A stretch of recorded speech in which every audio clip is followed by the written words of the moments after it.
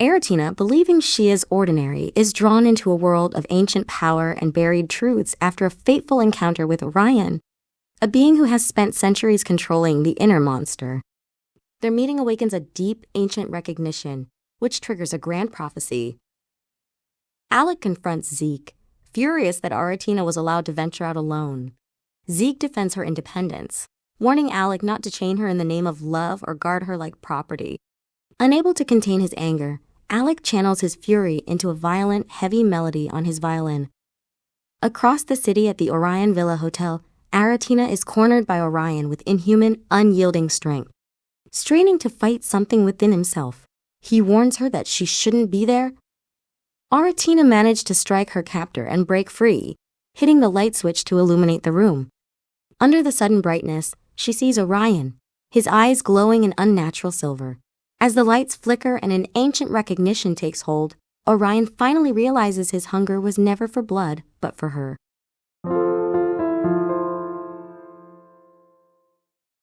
The first thing Aratina noticed was the silence. Not the peaceful kind, the kind of people romanticized in travel blogs or meditation apps. This silence pressed in on her, heavy and alert, like a held breath. No crickets chirped. No distant traffic hummed. No dogs barked in the distance. Just the low, unnatural quiet of a town that went to sleep early and expected everyone else to do the same. Outside the tall, arched windows of the Orion Villa Hotel, pine trees rose like ancient sentinels, their dark silhouettes cutting sharply into the moonlit sky. A thin mist clung to the forest floor, curling lazily around the trunks as if the woods were alive and exhaling. Somewhere beyond them lay the outskirts of Ravenwood, Oregon, a small mountain town known for hiking trails, abandoned logging roads, and people who minded their own business a little too well. Aratina had grown up in cities. Noise comforted her. Silence like this did not. The second thing she noticed was the man in front of her who hadn't moved a bit. The lights flickered once more, then steadied. Orion stood exactly where he had been when the switch snapped on, silver eyes fixed on her as if she were the only solid thing in the room, as if the walls, the chandeliers, the world itself were secondary. Aratina's pulse roared in her ears. "D, don't take another step," she blurted out. The words came out sharper than she felt. Childish, defiant, like a warning shouted at a thunderstorm that had already decided to break. Orion's brow lifted. Just a fraction. A flicker of something unreadable crossed his face. Curiosity, perhaps. Or disbelief. "You chose the wrong villa, miss," he said quietly. Too quietly. His voice wasn't threatening. It didn't need to be. It carried a calm that unsettled her far more than shouting would have. Aratina swallowed and forced herself to straighten her spine. Fear burned hot in her chest, but pride burned hotter. She refused to shrink, refused to look like prey. "I'm serious," she said, lifting her chin. "I'm a national-level archery champion. I don't miss." She didn't add that she hadn't held a bow in months, or that her palms were damp, or that her heart was racing so fast she was afraid it might betray her. "And," she continued stubbornly, because backing down now felt impossible, "I have a knife." His gaze dropped, slowly, deliberately, to her legs. "In my sock," she added, because somehow that detail mattered. For a moment, Orion just stared at her. Then he scoffed.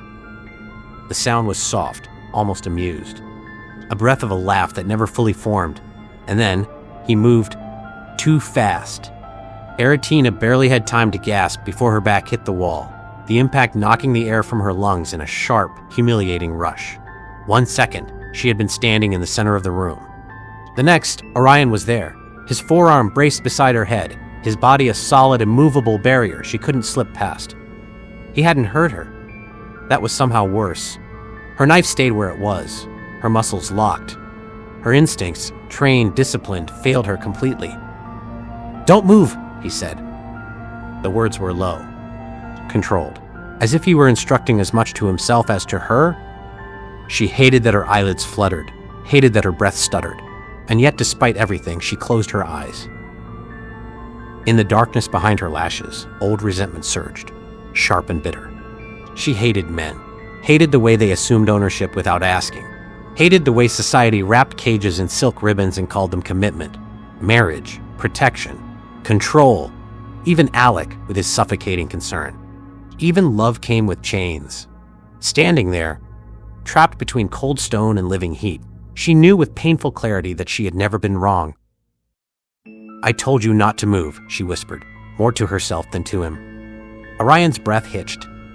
When he spoke again, his voice sounded distant, as if he were speaking from somewhere far older than this room.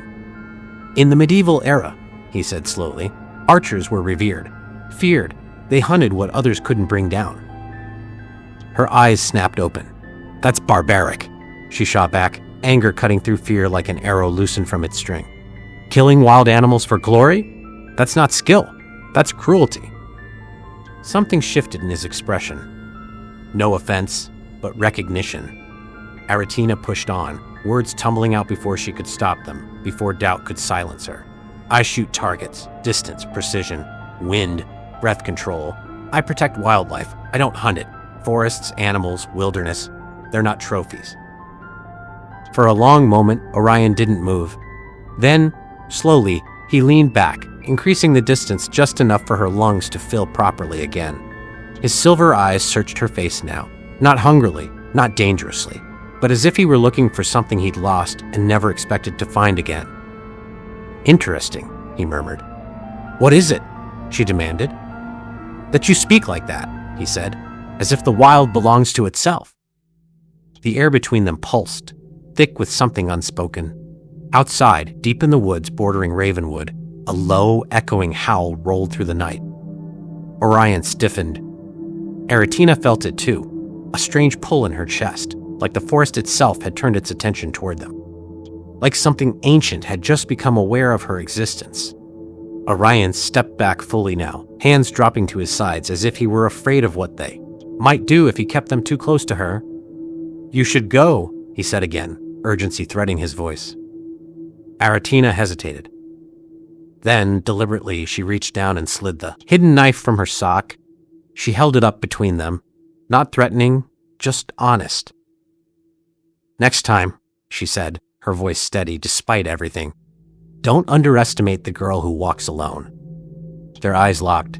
Something ancient stirred. And somewhere far beyond Ravenwood, fate, old, patient, and cruel, quietly took note.